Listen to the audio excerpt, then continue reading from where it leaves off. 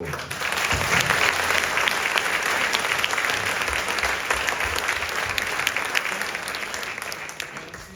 a tutti e a tutti. Anch'io cercherò di limitare al massimo le cose per dare lo spazio maggiore ovviamente al nostro ospite Werner Herzog.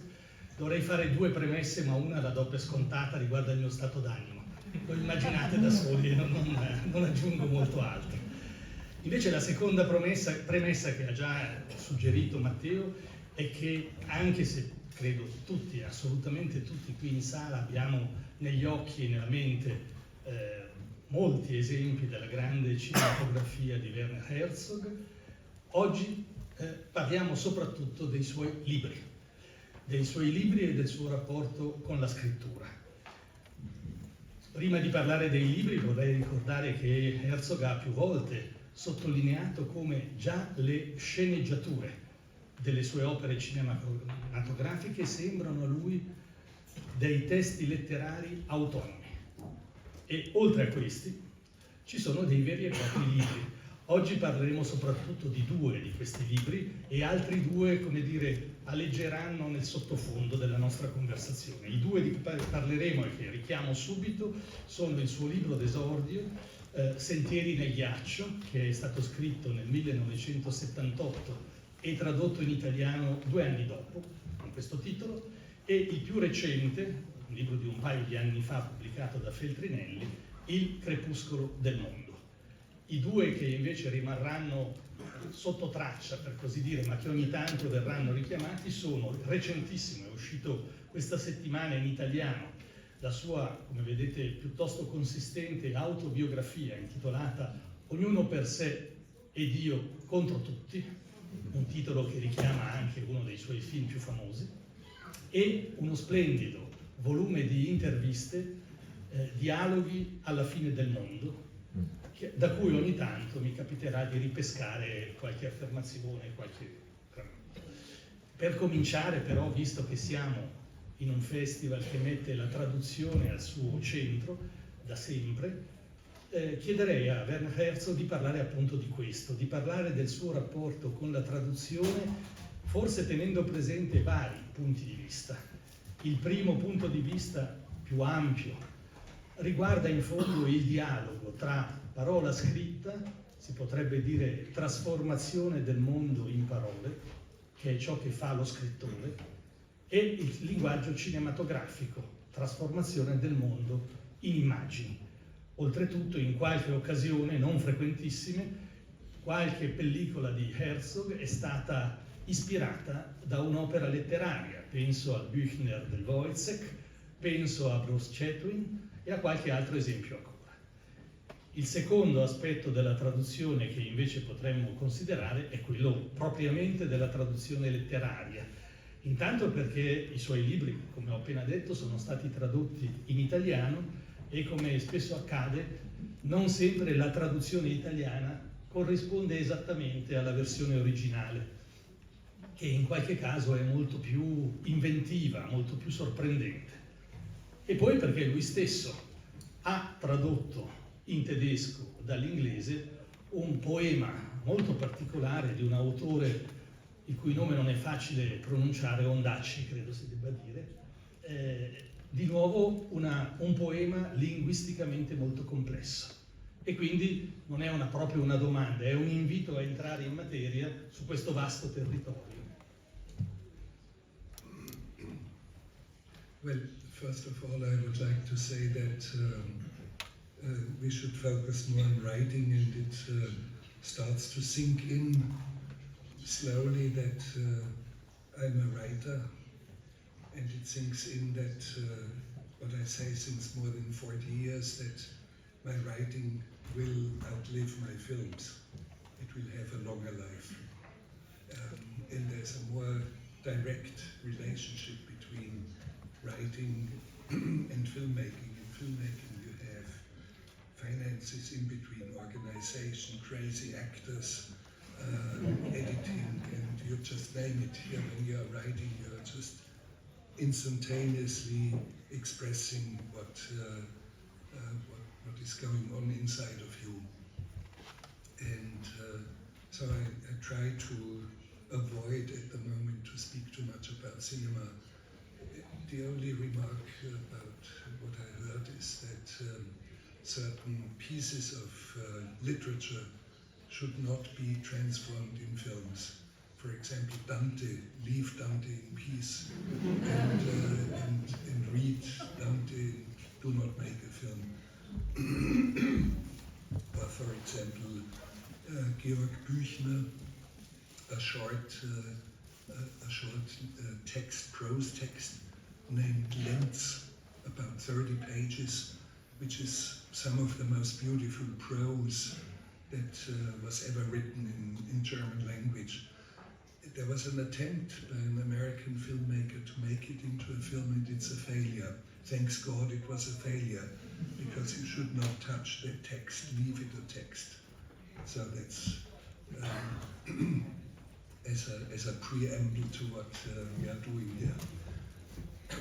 What is interesting, when we speak about translation today, I discovered saw the translation of Every Man for Himself and God Against All. Can I please have the book for a second? Can I see? Memorize. What is interesting, and it sounds pedantic, what is interesting is that the book finishes in the middle of a sentence, literally in the middle of a sentence. Maybe you can read this in Italian here, just towards the end. L'ultima frase di questo libro è così, in italiano. Lì, ai piedi del muro di cemento, ci sarebbe un'infiltrazione cristallina dalle rocce laterali, visitata da branchi di cervi, come se tre puntini di sospensione. Yes, in the three points is interesting because the translator wanted to emphasize this is an unfinished sentence. But when you look at the very beginning, I describe what happens at the end. In the preface, the way I describe, it must be somewhere here, I think.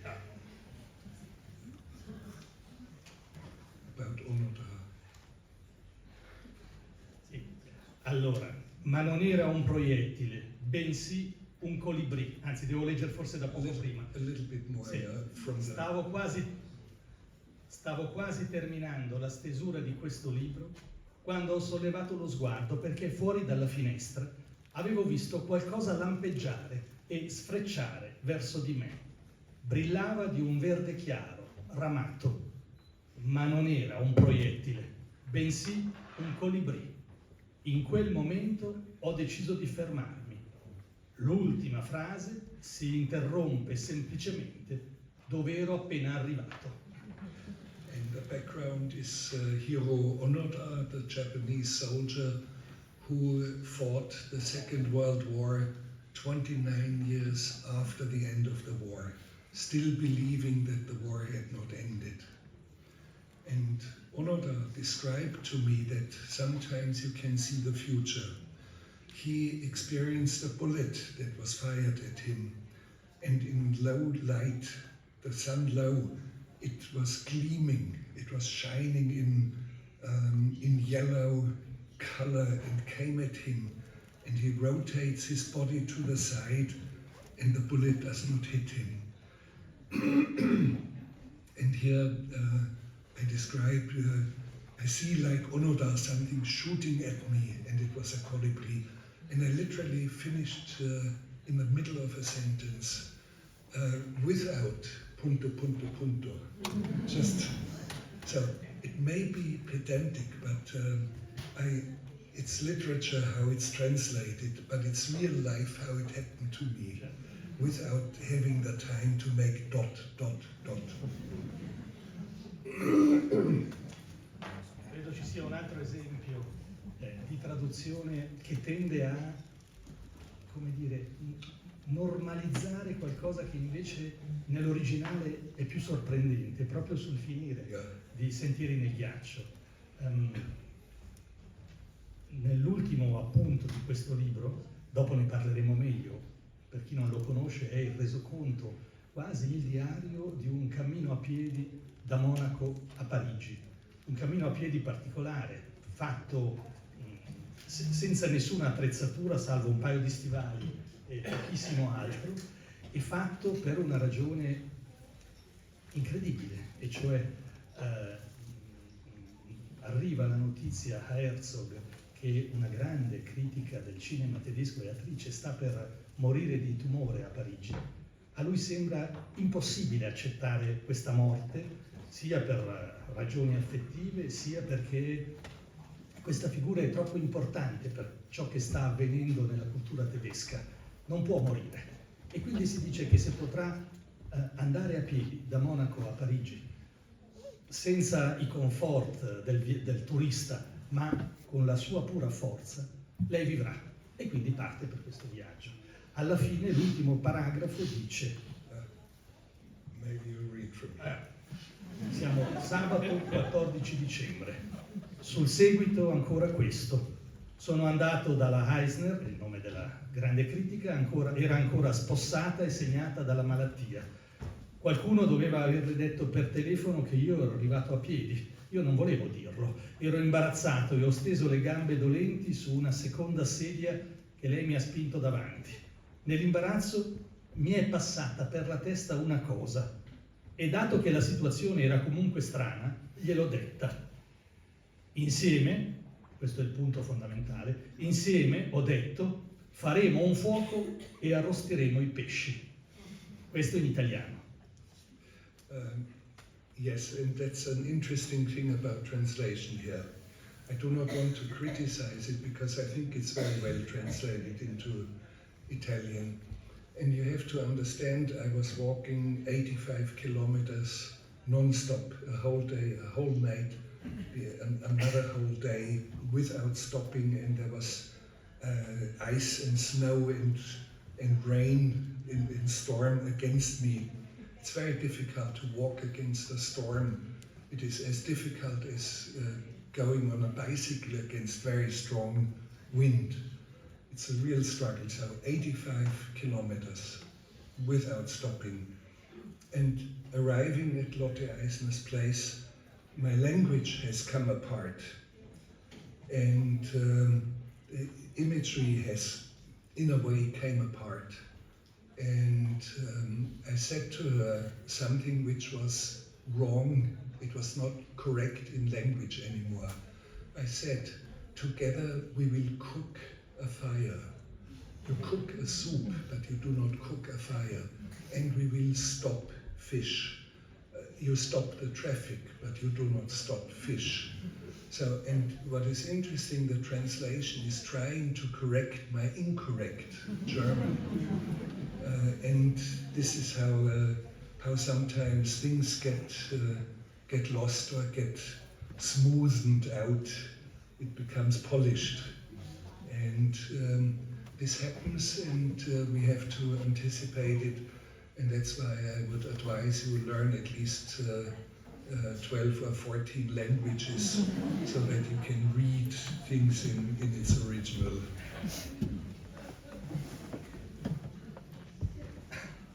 Quest'ultima immagine mi porta subito a scombinare un po' la scaletta che avevo preparato. È difficile camminare contro vento, certo, però questo mi fa venire in mente il verso di un poeta antico francese, provenzale, Arnaud Daniel, uno dei più grandi poeti provenzali medievali, che termina una sua misteriosa poesia dicendo «Eo so Arnaud, camas laura», che raccoglie il vento nei granai e nadi contra Suberna. Nadi contra Suberna è interpretato talvolta come nuoto controcorrente, è un po' come camminare contro vento. C'entra qualcosa, camminare contro vento con, diciamo, la tua poetica?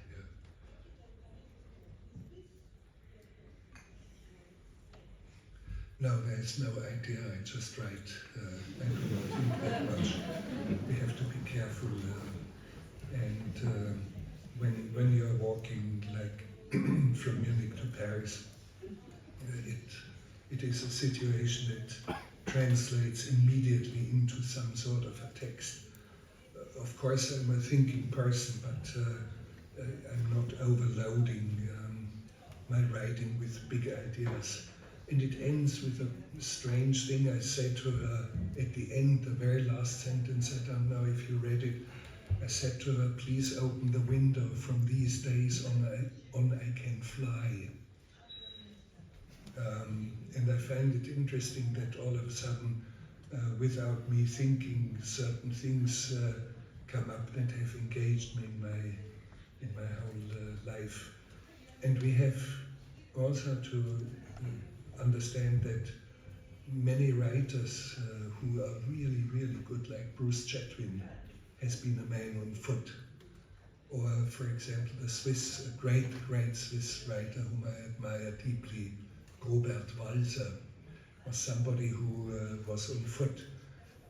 Unfortunately, in the last 30 years of his life or so, he was insane and in a lunatic asylum. Or, for example, Hölderlin, the best of all German language poets, traveled, I think, from Bordeaux to Tübingen or to Frankfurt. I don't know exactly, but thank you. Yeah. And while he was traveling on foot, he became insane and lived locked away in a tower for 35 years until he died.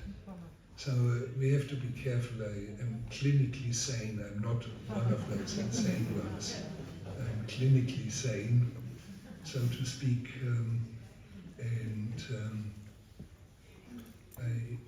I think a big source of understanding the world and grasping the world and reading the world, reading the signs of the world, comes when I'm on foot. I live through whole novels sometimes. I have been living through a great football game, and I'm with the best players that ever were. So in my defense, there's Barisi, with the wonderful Italian football player of the 1980s. And he was the one who would read the game better than anyone else. And I'm in a fantastic football game, and I'm completely in it.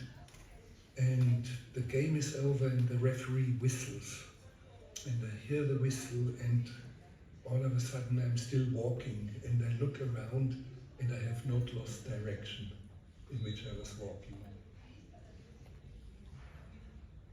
Grazie. And maybe from traveling on foot, I have an insight, and I can say it in a very, very simple sentence.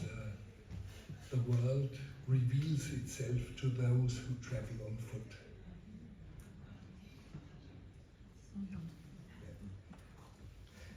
Questo mi fa pensare subito a una frase del primo libro, che è appunto Sentieri nel ghiaccio. Un libro dunque di cammino vero e proprio, e a un certo punto si dice, vediamo se lo trovo subito, la verità stessa si rifugia nei boschi a un certo momento. Questa è la prima brevissima, la verità stessa va per i boschi. È la prima di una brevissima serie di letture che adesso farei, soprattutto dal secondo libro. Il secondo libro comincia, di nuovo lo dico per chi non l'ha letto, in una maniera sorprendente. Herzog è in Giappone, ormai grande regista conosciuto, e riceve la notizia, per i giapponesi importantissima, che l'imperatore lo riceverebbe 2 giorni dopo. E lui risponde in maniera poco diplomatica: ma io non ho niente da dire all'imperatore, non saprei cosa dire. Mentre dice questa cosa sente il gelo calare sulla tavolata, e poi qualcuno chiede: Ma c'è qualcuno che vorrebbe conoscere il Giappone? Dice sì, Onoda. Onoda è appunto il soldato che non ha mai smesso di combattere per 24 anni dopo 25, dopo la fine della guerra.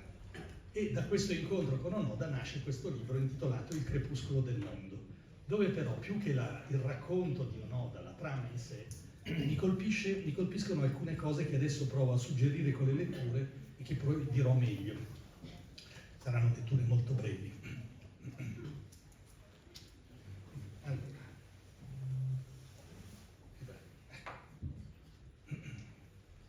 Onoda, però, trascorrerà i lunghi anni successivi a studiare il modo in cui le creature si difendono nella natura, le falene che diventano invisibili mimetizzandosi nella corteggia degli alberi, i pesci che adattano il loro colore ai ciottoli di fondo del fiume, gli insetti che si confondono con le foglie verdi degli alberi e così via.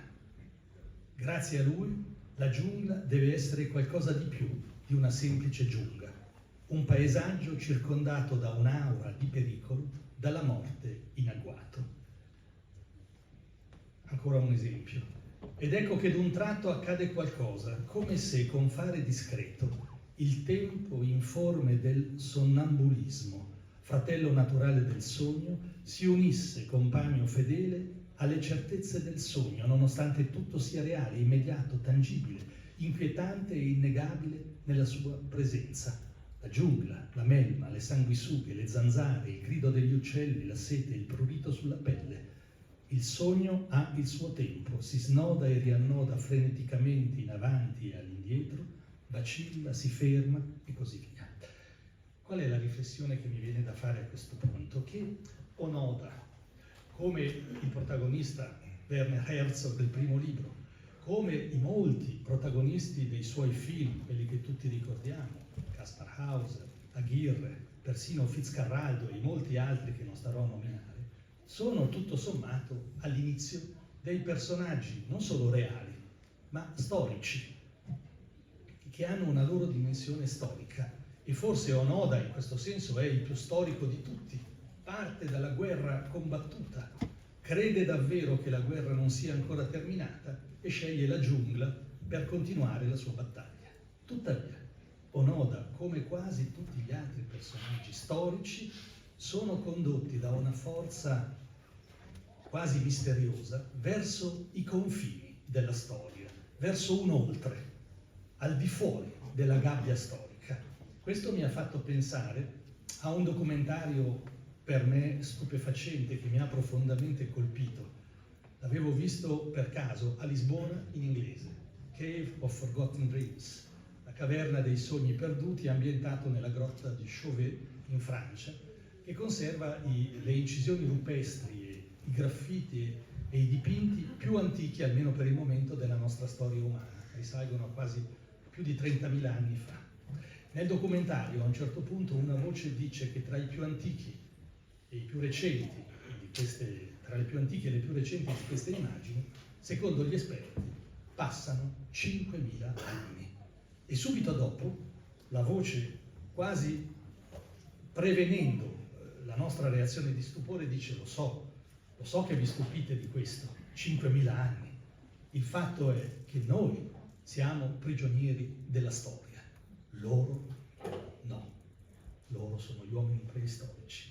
E infine aggiungo un'affermazione che traggo da quel libro di interviste che ho nominato prima, Incontri alla fine del mondo, in cui Herzog dice: sono affascinato dall'idea che la nostra civiltà sia come un sottile strato di ghiaccio, il primo libro si intitolava Sentieri nel ghiaccio, sopra un oceano profondo di caos e tenebre.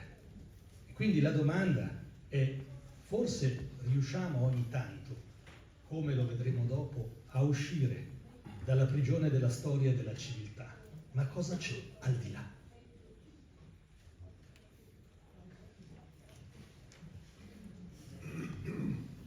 We do not know, and I think it is good that we don't know. We only have a larger picture, and when I say 5,000 years between paintings in Chauvet through radiocarbon dating, we know that somebody began, let's say, to make a painting of a mammoth, a woolly mammoth. And somebody finished the painting, and that was 5,000 years later. So much time like between the very earliest Egyptian pharaonic times until today, between one painter to the next who finishes it. So there's very hard to understand dimensions of time in it. The style is the same, so apparently what we consider history has not really happened to them. However, there's a strange thing which is something like a collective memory which seems to last very long, and we are not very aware of it, that there's a history involved. For example, when I cough, you say nothing, but when I sneeze, you say bless you, God bless you. What would you say in Italian? Salute. Well, but in English it would be God bless you, for example. Because, and what we have forgotten is that sneezing was the first and earliest signs of the bubonic plague. So as a collective memory, we carry that in us, and we say, God bless you. And in a similar way, there seems to be from 32,000 years ago to us a collective, or some collective memory. There's one creature, a bison that is galloping, and to show that it's dynamic motion, the bison has 8 legs. And 31,000 years later, in ancient Nordic literature, in the literature of Icelandic Eddas, about 1,000 years back in time, there's a similar notion. The main god Odin has the fastest horse that is in existence. The name of the horse is Sleipnir. And Sleipnir is so fast because Sleipnir gallops on 8 legs. So all of a sudden the same notion in old Icelandic poetry, which was more than 30,000 years later. Or for example, there's a hanging rock inside, and the only depiction of a human being is the lower part of a female. And this lower part of the female is embraced by the hoof of a bison, the hoof of a bull. And it's very strange. This motif reappears with Picasso 32,000 years later, and Picasso did not know the cave because it was not discovered at that time. And he makes a series of lithographs called Le Minotaure et la Femme, the Minotaur and the woman. And we seem to have hidden collective memories that point at some passage of time where time itself has no significance anymore. And those are very, very fascinating things that you can see in this cave.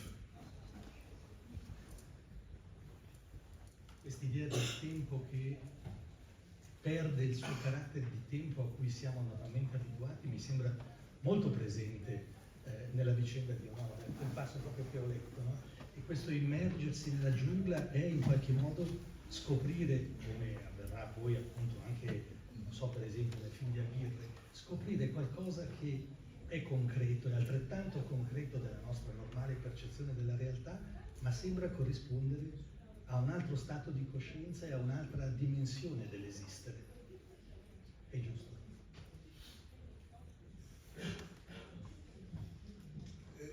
Well, your observation is good and has its value.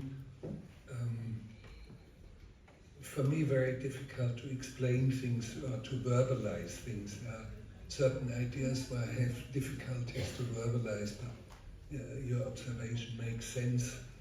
And of course, time plays a big role also in the book, which we don't have here, Conquest of the Useless, which is based on diaries that I wrote during the work on Fitzcarraldo.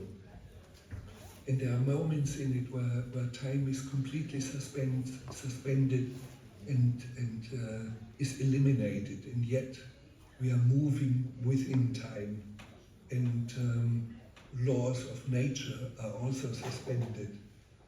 You see, when you move a steamship over a mountain, and the steamship is 340 tons heavy, it is against the laws of nature. So it's a defiance of the laws of nature. So time is suspended, the laws of nature do not count anymore, and yet I move the ship over the mountain. So it's a very strange, it's like as if it had the quality of a dream, or the quality of a great metaphor. And I keep saying it is totally natural for us to do such a thing. Every man should move his ship over the mountain, or every one of us should be in pursuit of the white whale of Moby Dick. So those are the things that are not really based in nature, in the laws of nature. They are only timeless within us.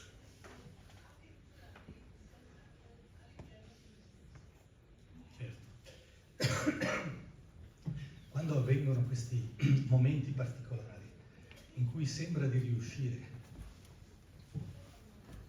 a evadere dalla realtà così come più comunemente la conosciamo, e questo avviene spesso nell'opera di Herzog, scatta qualcosa che credo abbia a che vedere con una contrapposizione che spesso è stata presentata dal nostro autore, addirittura anche in maniera molto secca, molto dura, in un testo che si chiama La dichiarazione del Minnesota del 1999.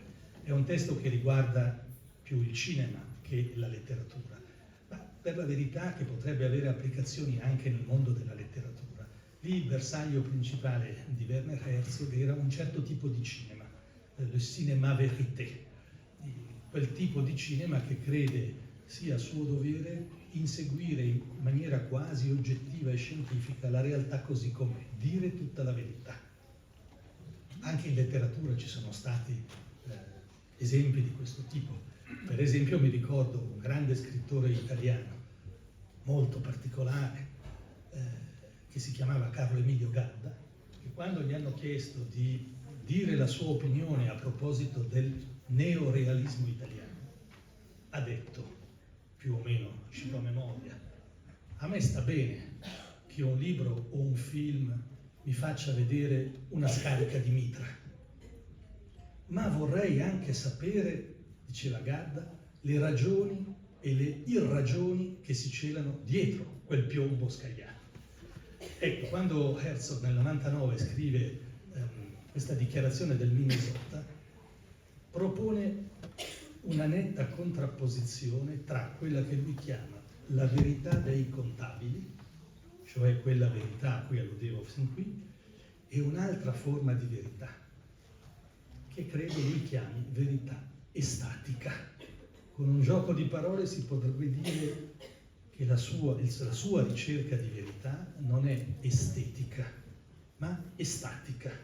E vorrei chiedergli se può spiegarci un po' meglio questo concetto e anche, per concludere la domanda, anche l'effetto che questa verità estatica può produrre su di noi nel condurci verso una dimensione come quella della grotte di Chauvet, di grandezza.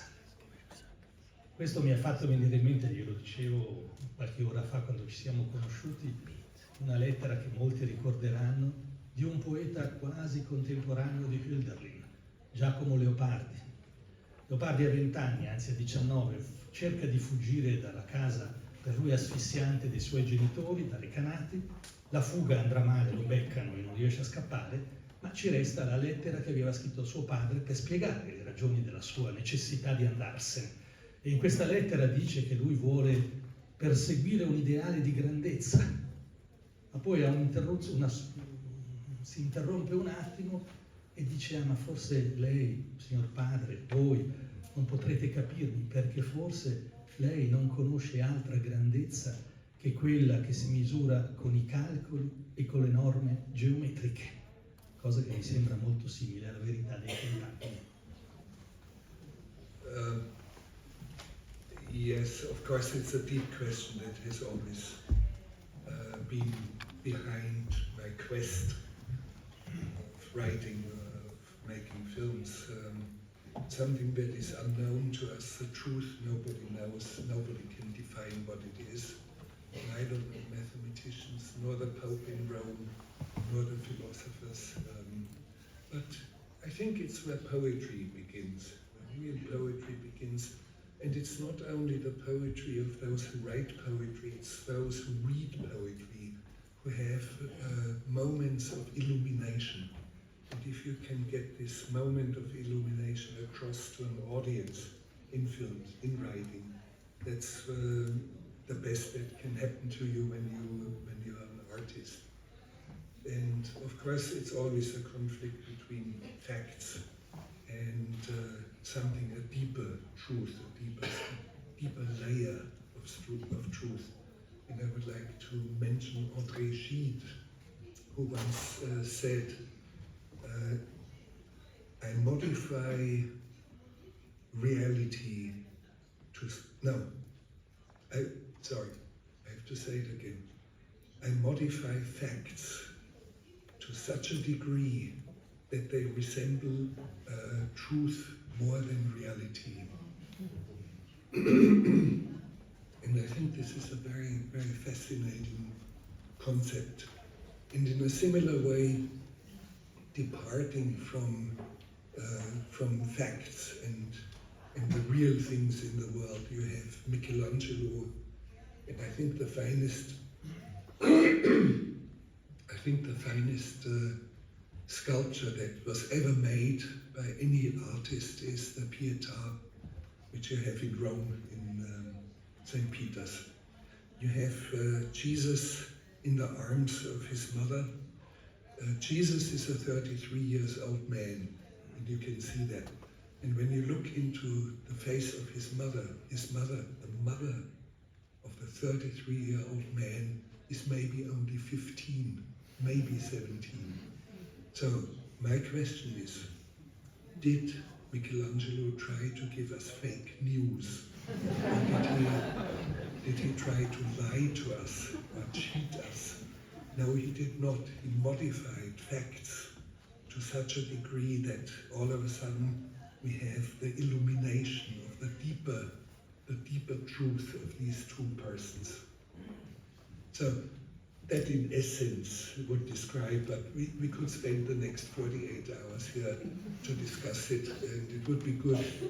It would be a separate event, and I would show 48 hours excerpts of films, would read excerpts of poetry, and then we would get a little bit closer.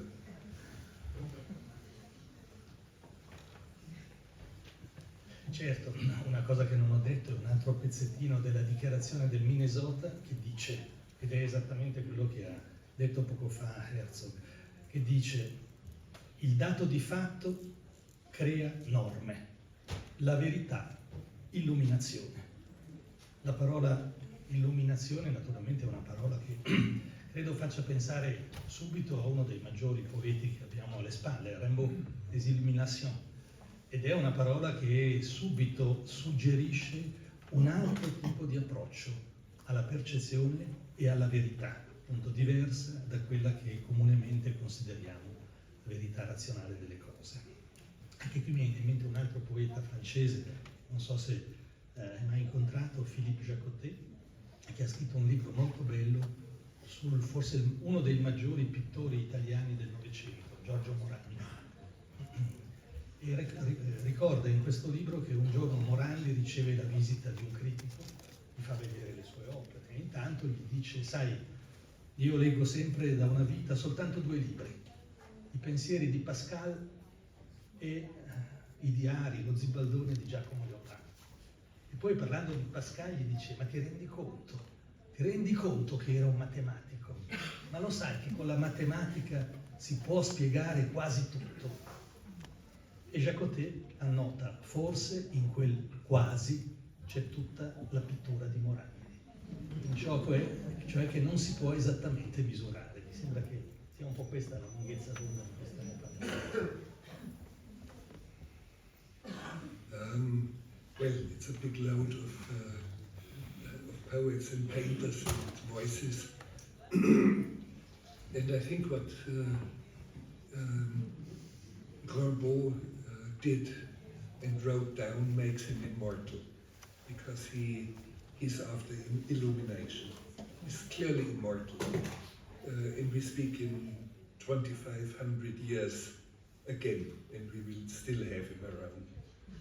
And what you say about the painter also very fascinating, and fascinating that he speaks about Pascal Pensée, because I start one film of mine about the fires in Kuwait, which is not a political film. It shows a science fiction world of an entire country burning, a country that looks like science fiction, like a different planet.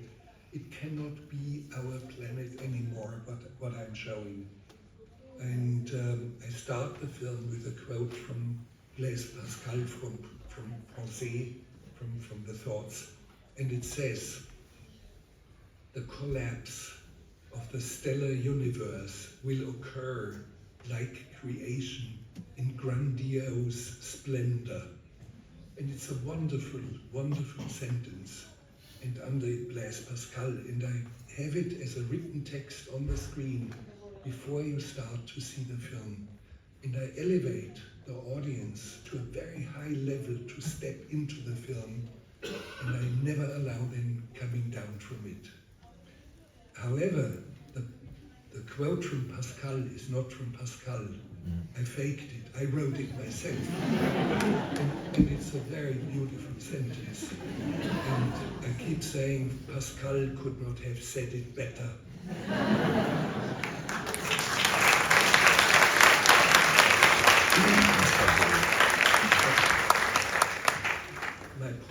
My point here is that yes, I shape and modify, I sculpt facts to such a degree that it resembles truth more than reality, what André Gide has told us.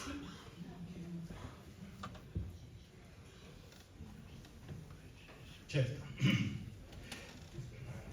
questa frase di Pascal, che non è di Pascal, perché è così bella? Yes. Cos'ha di così sorprendente? Io credo che c'entri qui un elemento che è importantissimo nel cinema, ma è importantissimo anche nella scrittura: la forza dell'immagine.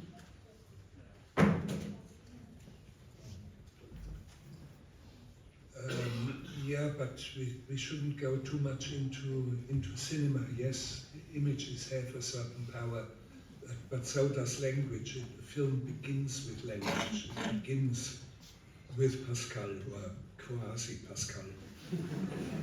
And it is totally legitimate what I'm doing. You can scream at me until you are blue in the face, and I still would insist, yes, I do what I'm doing. And it's the right thing to do as a poet. And you have to have this experience in a way, and you have to be able to articulate it. And then you are a writer. And you see it throughout all my books.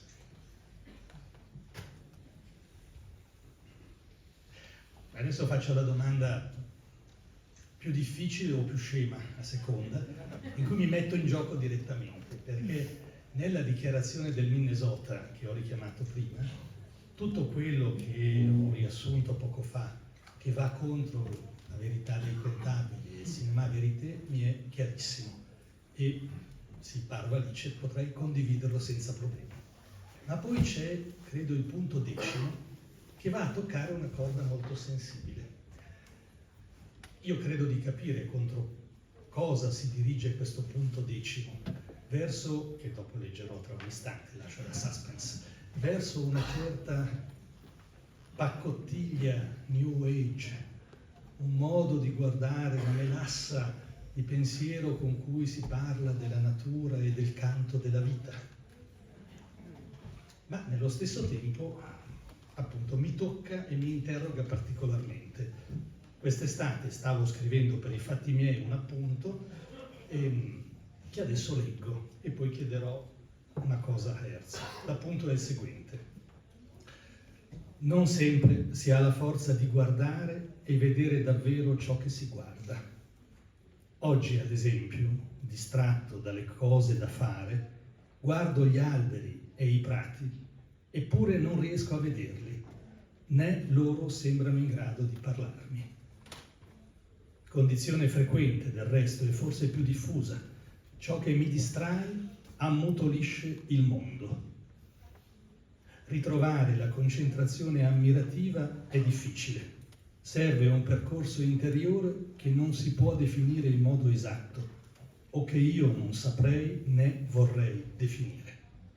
Ma è la condizione necessaria per poter vedere e di conseguenza scrivere, forse. Poi Werner Herzog, nella dichiarazione del Minnesota, da non dimenticare, 2 punti, aperte le virgolette. La luna è ottosa. Madre natura non chiama, non ti parla, anche se un ghiacciaio a volte scorreggia. E non prestare ascolto al canto della vita. Posso essere dall'una e dall'altra parte contemporaneamente? Allora la domanda è: come giudichi queste affermazioni? Sono il frutto di una ingenuità imperdonabile o una contraddizione che produce un po' di senso? No, I think it's very healthy that you have moments where the forest and the meadow is out there and it doesn't speak to you. Thanks God you are a healthy human being and you're not a poet all the time in illumination. It would be an unbearable existence. So, and by the way, from the Minnesota declaration, the part about the glacier is a quote from Reinhold Messner, the mountain climber. He says in one of his books, he said, nature doesn't call me, the mountain does not call me, but yet sometimes a glacier farts. So it's a beautiful way. And in the very end of Don't Listen to the Song of Life comes from a very kitschy report or film, documentary film on an American actress. I forgot her name at the moment and I shouldn't even mention it. She was 80 years old and she was asked for about, at the end of the film, about the meaning of life and how we should live our lives.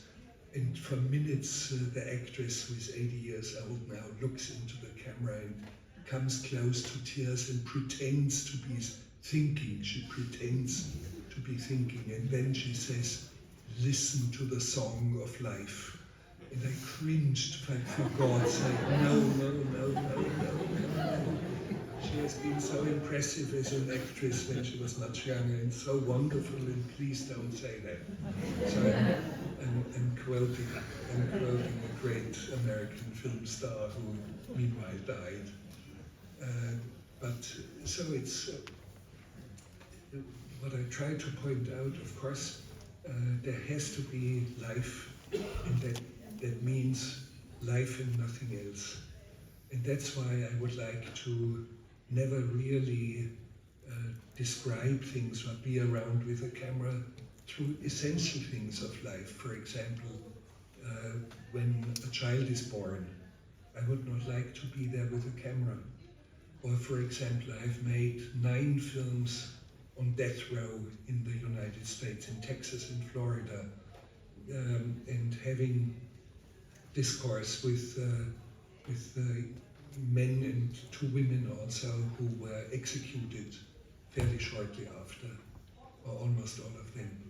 And one of them invited me. He said, we had such a good rapport now in this 1 hour. I would like you to be the witness during my execution. And I said, no, I'm not going to do it. He said, can you film it? I said, no, even if I had permission, even if you paid me $10 million, this is something essential, and there's a dignity of the death of a human being which must not be filmed, which should not be described as by a poet. Allow life to be life. And I give you a hint, for example, my memoirs, I started the day with 3 hours of filing my tax returns. Very bureaucratic. And then since I was warmed up, I kept writing my memoirs. And by the way, it was my wife who said to me, you have to do it, some cretino one day will come and will write your life, your biography, you better do it yourself. So, and after 3 hours, 15 pages of writing, I had to go to the pharmacy and I had to do some shopping and pick up my laundry from the dry cleaner. So allow life to be life and allow the illuminations to come in at very specific moments. You cannot be a poet 24 hours every day.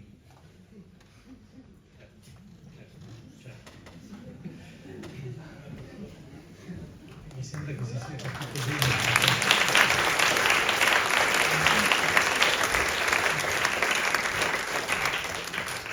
Mi sembra che si sia capito molto bene da questa conversazione il rapporto veramente molto profondo, al di là degli aspetti di superficie e dei generi letterari, tra Werner Herzog e il linguaggio della poesia, che è certamente, io credo di capire anche per lui, una specie di strumento di profondità, di scandaglio quasi, per sondare gli abissi marini. Questo mi ha fatto venire in mente però un passo che credo di aver letto in questa autobiografia, in cui molto con la forza che abbiamo sentito in lui e con l'ironia anche, dice di non amare affatto, anzi forse dice un po' peggio, gli psicanalisti, di non avere mai sentito il bisogno di un'esperienza psicanalitica, anzi di considerare la psicanalisi una delle iatture del XX secolo, perché, aggiunge con un'immagine molto evidente, una casa illuminata in tutti i suoi anfratti sarebbe una casa inabitabile. È giusto? Yeah. And human beings illuminated to the last dark corners of your soul become uninhabitable. For me it is unthinkable to live with a woman who is 3 times a week or 4 times a week with a psychoanalyst. I could not live with a woman like that. She would be uninhabitable for me. So she would not be nubile. I cannot marry her. And, so you have to be cautious about permanent self-reflection and illuminating or putting light to all your corners of your wounds that you have received during your life. And sometimes forgetting is something wonderful. I'm against, for example, uncovering childhood traumas, traumatic events that you went through. It's much better to keep it forgotten. It's much healthier, and it makes those who start to look back into the reasons and whatever of their childhood traumas. It makes them very, very difficult into very difficult human specimens. Not for me. I have hard times with people who are too much into self-reflection.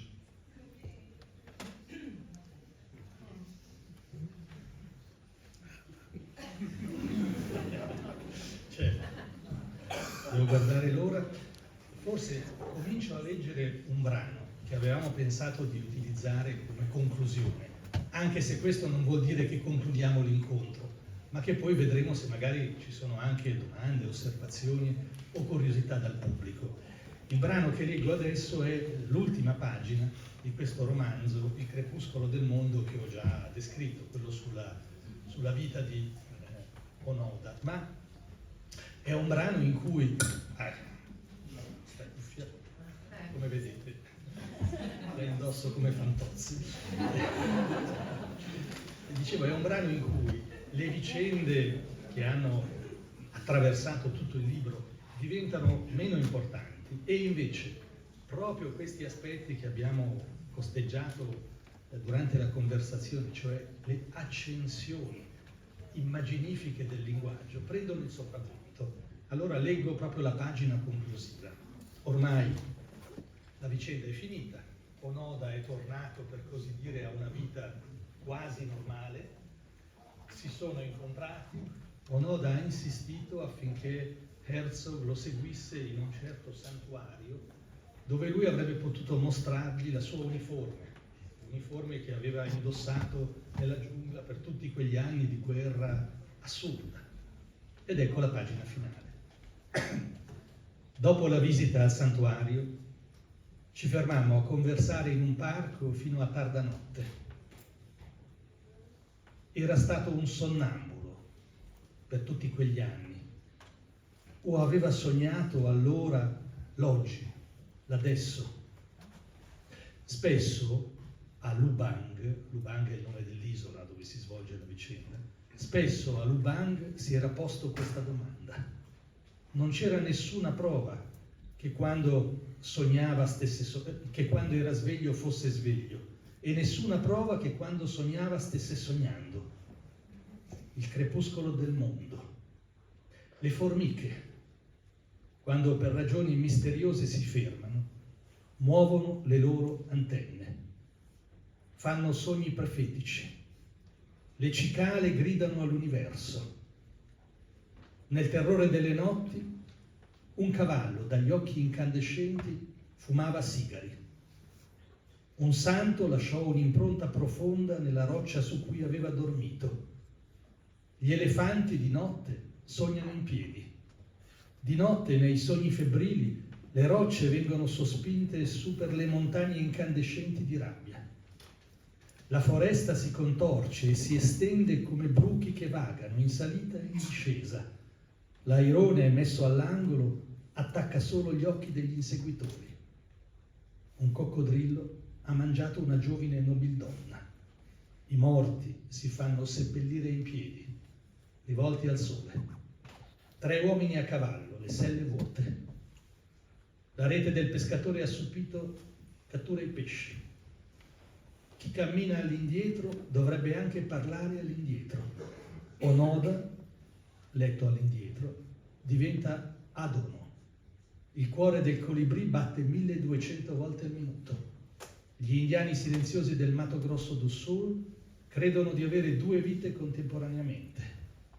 Soltanto in mezzo al bestiame nel Mato Grosso Onoda si sente al sicuro. Il suo cuore batte con i cuori degli animali. Il suo respiro respira con loro. Solo allora sa dove si trova, sa di esistere.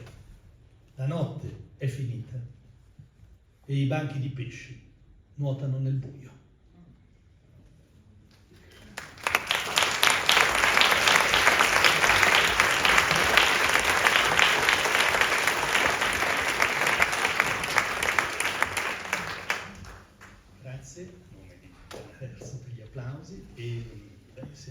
eventuali domande, curiosità, questo è il momento. Abbiamo ancora, credo, una ventina di minuti circa.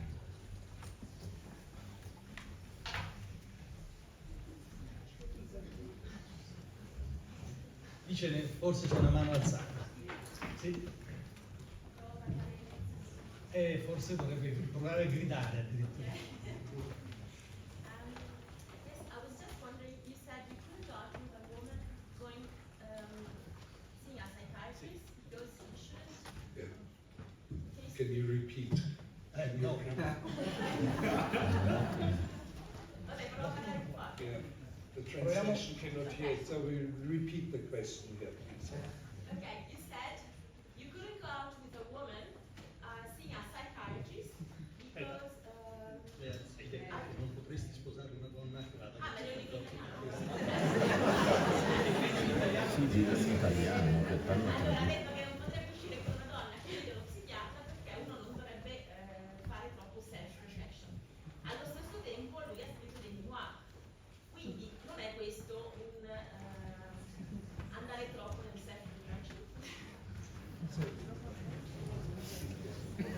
Allora, la domanda è questa. Se Werner ha detto poco fa non potrei sposare una donna che va dallo psichiatra perché non si deve fare troppa autoriflessione, ma nello stesso tempo scrive un libro di memorie, non è anche questa una forma di autoriflessione? Questa è la domanda. Well, about the woman with whom I married, she sits here and she can testify that she does not go to the psychiatrist. So that's one thing. The other question about memoirs, of course, in a way there is some self-reflection and memories in it, but of course describing events is not necessarily a question of looking deep inside of your soul. You do report certain things that happened in your life, and very often the memoirs are not really memoirs. They are much more like inner landscapes. There are like origins of ideas. Instead of talking much of the film Agire, The Wrath of God, I describe an African revolutionary, John Okello. There's a whole chapter on John Okello, who in the early 1960s staged the revolution in Zanzibar, on the island of Zanzibar, which at that time was still Arab dominated. A minority of Arabs still dominated 85% of Africans. And he, at the age of 27, declared himself field marshal and succeeded with the revolution, complete crazy events. And he delivered speeches to the people, most of the time circling in a small aircraft over the island. And the onboard radio was switched to the radio station on the island. And he delivered speeches so completely mad and so incredible that it made it to the Western news in miscellaneous small news in the newspapers. And I was in contact with John Okello. I have several letters from him, from the Field Marshal, John Okello, the 27-year-old Field Marshal, self-declared, of course. And in a way, these mad speeches of John Okello can be heard as a distant echo in the mad speeches of Agire, the protagonist of my film. So I'm speaking of John Okello and not so much about Agire. In a way, it is not really self-reflection. I speak about this. For example, all of a sudden, I intersperse the text with 5 ballads of the little soldier. I was with child soldiers in Nicaragua, Honduras, while I was there, I would take notes and write diaries and ballads of the little soldier, and there's a chapter ballad of the little soldier, and I describe the death of a 10-year-old soldier, and it's not self-reflection, it is just something that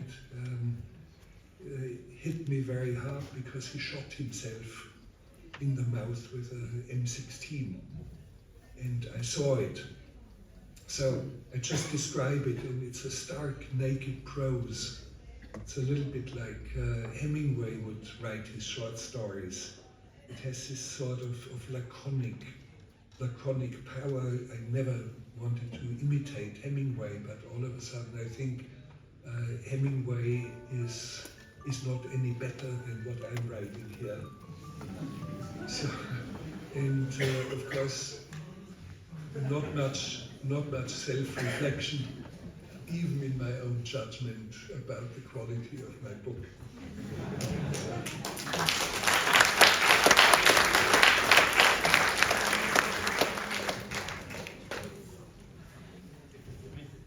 Vedo se ci fai un'altra mano, che io ho letto molto in fretta questo libro perché è appena uscito, adesso do subito la parola. È un libro di fatti principalmente, fatti che in parte il lettore di Herzog e soprattutto delle sue interviste già conosceva, e in parte sono fatti nuovi o raccontati in una prospettiva diversa, più minuziosa. Soprattutto è nuova, almeno per me, tutta la prima parte dedicata all'infanzia e all'adolescenza.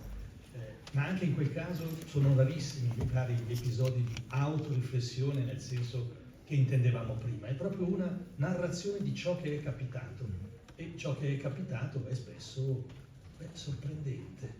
Non credo perché, almeno fino ad un certo punto della sua vita, Werner Herzog abbia fatto cose che nessuno di noi può aver fatto, ma perché riesce retrospettivamente a vederle bene e a metterle nella giusta prospettiva, che è una prospettiva costantemente, direi, avventurosa, ma nel senso dell'avventura come stupore, come sorpresa di fronte alla vita.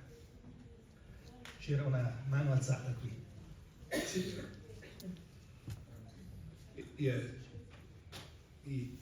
Just a quick response. Yes, you are right. There's always a sense of awe, a sense of wonder, and that's the beginning of poetry, and that's the beginning of cinema. So it's nothing particular. And of course, my life has been very densely packed. Has had great dangers, I have lived through things that normally a filmmaker, professional, does not live through, like moving a ship over a mountain or putting the entire cast of actors under hypnosis for a film, and on and on and on and on. So, in a way, this kind of compact density informs the prose, and it forms a perspective. And because my life was so different from all my peers, all the others who are making films, my prose is different. It reflects into the language. Grazie. Yeah. In italiano o in inglese? Italiano. Ma quando arrivano dai palchi i microfoni non arrivano, e per quello è il problema. Allora, prego. Vado in italiano? Sì, poi io faccio... Sì, ok. Come penso molte persone qui, conosco un po' l'opera di Werner Herzog e vengo ad ascoltare facendomi soggiogare un po' dal personaggio. Un attimo solo che come molte persone qui, conosco un po' l'opera di Werner Herzog e lo ascolto facendomi un po' soggiogare dal personaggio, dalla sua fama e dalla sua particolarità. Poi arrivando poco a poco alla conclusione di questo evento, guardo le cose un po' più analiticamente e c'è una cosa che mi colpisce molto nel discorso di Herzog ed è come una radiografia discorso? E poi, allora, avendo ascoltato tutta la conversazione, vedo un po' meglio le cose in maniera un po' più analitica e c'è una cosa che mi colpisce molto, come se fosse una radiografia di Werner Herzog. E ho l'impressione sempre più nell'opera più recente, no? Se potessi semplicisticamente creare due fasi nella filmografia di Werner Herzog, cioè, mi colpisce proprio come un'ossessione fortissima la questione dell'abitabilità. L'abitabilità. La sostenibilità, cioè l'immagine della moglie che non si può sposare, forse Riassume questo. riassume quest'idea, ma per me va molto al di là. E allora la cosa che da cui viene particolarmente colpito è che ha l'impressione che soprattutto nell'ultima fase della tua opera, se si può dividere in fasi, sia presente quasi un'ossessione per la sostenibilità e l'abitabilità. E in questo senso quasi la battuta circa la donna che non si può sposare perché va dallo psicanalista potrebbe essere il riassunto di questa, la condensazione di quest'idea. Però molto più l'abitabilità, no? E se ripetiamo la Minnesota Declaration al centro, c'è in uno dei punti, se ben mi ricordo, Herzog parla di come siamo usciti dall'inferno dell'oceano per abitare sulla terra e la terra diventa un inferno. E la questione di questa abitabilità non è tanto, mi sembra, nella sua lettura, nel suo pensiero, una questione di moderna, come la conosciamo noi, di sostenibilità, ma piuttosto un rapporto mistico. Capito. Let's make it short here. Dai. Cazzo. Questa idea dell'abitabilità però la intendo in maniera molto più ampia e si ricorda un passo della dichiarazione del Minnesota in cui si parla dell'essere usciti dall'inferno marino per essere arrivati ad abitare la terra. Dunque un'abitabilità, intende la domanda, non tanto come la intendiamo oggi, abitabilità ambientale o ecologica, ma un'abitabilità intesa quasi come un rapporto mistico con l'esistenza. Complicated question because it's very deep. Of course, I'm observing what is going on, and of course, I see that our planet is increasingly uninhabitable. That's totally correct, and nobody can overlook it. But it's not really subject of my writing, and it's not subject of my films. In a way, maybe Lessons of Darkness, Sapphires in Kuwait, would be a more direct answer to that. But I always have my problem with the green movement or with the ecologists, because they are completely focused on survival of the snow leopard and survival of whales or survival of elephants or the panda bear.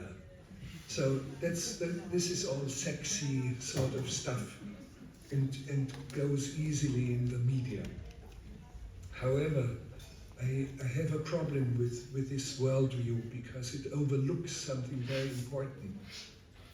And what it overlooks is the disappearance of human languages, which is at a more dramatic and rapid pace than the loss of rare mammals, like whales or whatever. It goes in a dramatic silence and dramatic, catastrophic way that we are losing whole cultures that are expressed in languages. We do have about 7,000 languages left, and we lose one language as an average every 10 days. It goes with that speed. And so I'm looking at how do whole cultures, whole languages. How can we stop that? How can we keep cultures alive? And it's interesting that my wife has made an installation, or actually virtual reality piece, which is called Last Whispers. Background to Last Whispers is the disappearance of language, and she has composed an oratorio of languages that are already extinct, only accessible on tape recordings from people, linguists who work in the field, or of critically endangered languages, where you have one speaker left, or two speakers, or 5 speakers left. And it has a visual component to it, a contemplative video. And I find it very much in the same wavelength as I would see the proportionality of things that are disappearing. And I do believe that language is a great good that we have, because it's not only a way of speaking, it's a whole worldview, how we see the world, how we experience the world, how we express ourselves, and how can we stop the disappearance of languages. And at the end of our century, there may be only 35 languages left. The major languages, Italian among them, probably. So,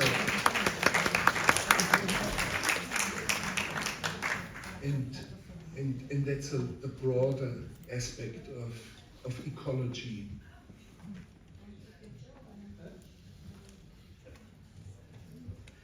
Speriamo l'italiano, ma un poeta italiano che adesso è scomparso, molti hanno già sentito questa battuta, che non è una battuta, si chiamava Edoardo Sanguinetti.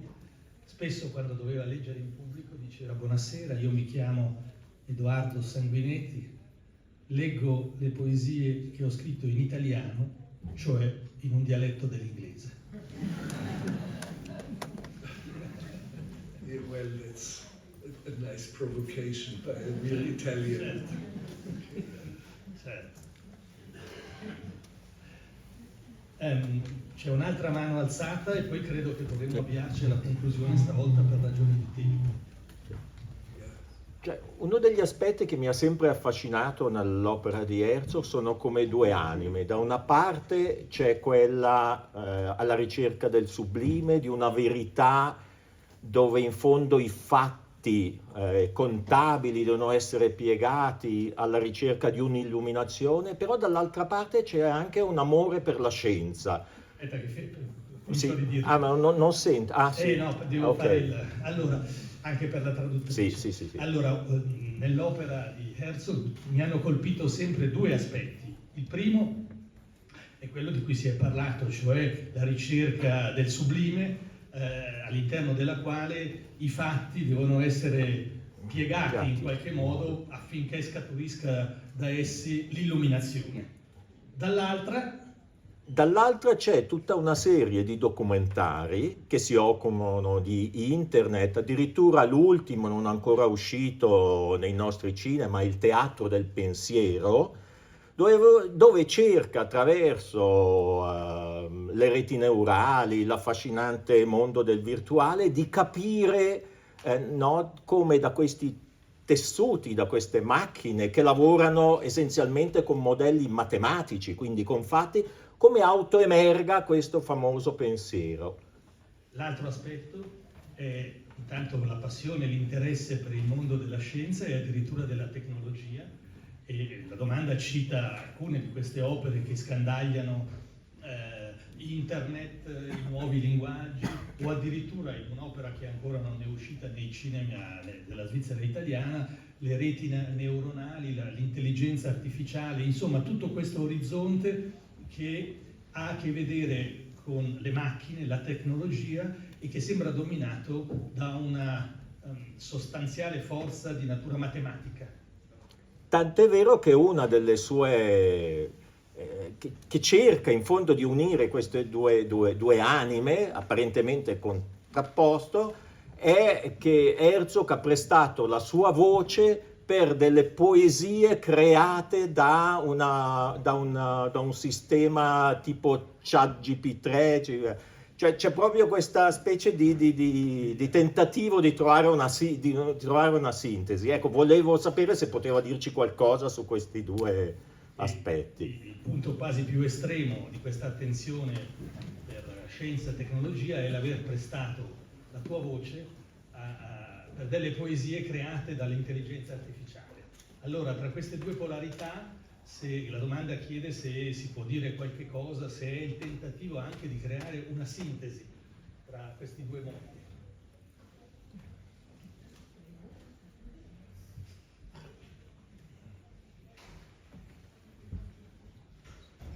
There's not a question of harmonizing it, that's our world.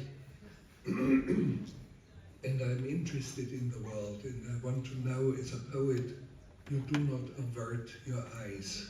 You look at where you are. And this is why I'm watching sometimes trash TV, just to know what's going on around us. How is the general interest of the entire population somehow focused? And of course, I'm interested in the internet that I use very little. I'm not on social platforms. I do not have a cell phone, but of course I know what is going on. I look into it, I listen to it. I have spoken the voice of the robot who created poems. Artificial intelligence created poetry. And there's a book which is called I Am Code. And there are poems that are written by artificial intelligence, by a robot, so to speak. And they're very good. Some of them are phenomenally good, better than anything I have read in the last 30 years from a human being. So it's totally fascinating. Of course, when you take a good look, it is mimicry. It is mimicry of poetry. It is the pose of poetry. And we have to develop new tools, new ways to understand and to distinguish what is robot created and what is human created, what defines us as human beings and what defines a robot. And I have written a new book which is not published yet but will be published in spring. It's called The Future of Truth. And I'm speaking a little bit also about artificial intelligence and things like that. And it's very fascinating to follow and see. And how much do we trust in what we read? How much do you trust television, for example, the evening news? And I keep saying, do not trust anyone, no one, absolutely no one. Neither RAI in Italy, nor BBC or CNN, when you have important news. Well, if it's about a plane crash, accepted as news. When it comes to important political things, do not trust anyone. And it's very easy now with the tool of the internet to access conflicting or alternative sources. Listen to Al Jazeera and you see all of a sudden Al Jazeera sees an event completely differently, or listen to look into Chinese TV, or go into the internet under miscellaneous things, and you will discover all of a sudden a completely diversified aspect of the world and events. And do not trust in any email that reaches you. It may have been written by a robot. The young teenage girl who receives a mail of a young boy, a 15 or 16-year-old boy, who sends her a photo. And he looks very sweet and has blonde hair and smiles and writes love letters to her. Maybe written by a robot, or worse though, maybe written by a 65-year-old predator who tries to lure her in. do not trust your emails, do not trust the news, do not trust the newspapers, which doesn't mean you have to hate them. We have to start living with these things. We have to start understanding it. And when I look at, let's say, prehistoric man who lived, let's say, from picking berries and hunting animals and eating mushrooms, the prehistoric man immediately knew, I will take this mushroom here because it's a porcini mushroom, wonderful to eat. And they would not eat the poisonous mushroom. They do not have to test it every day. It has become a common attitude towards nature, a kind of caution and an attitude towards nature. It does not mean that prehistoric man hated nature. Certainly not, but they knew how to navigate it. And you have to navigate this world that is coming and already manifesting itself in a way that you assume every single mushroom is probably poisonous. When you eat it with caution. Try it out. So, and that's my advice. All right, I think we should.